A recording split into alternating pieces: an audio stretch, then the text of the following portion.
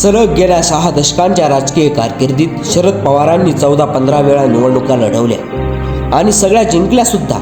यालाच म्हणतात लोकात जाऊन केलेलं लोकहिताचं कल्याणकारी सुसंस्कृत राजकारण। चिरतरुण पवार साहेब 84व्या वर्षी स्वाभिमानासाठी लढताना दिसतात आणि म्हणूनच त्यांना लोकांचा पाठिंबा व प्रेम मिळते।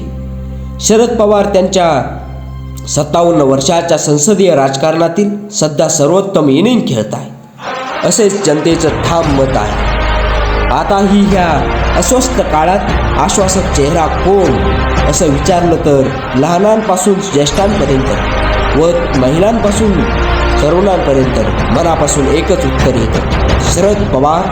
महाराष्ट्राचा बुलंद आवाज, शरद पवार, शरद पवार।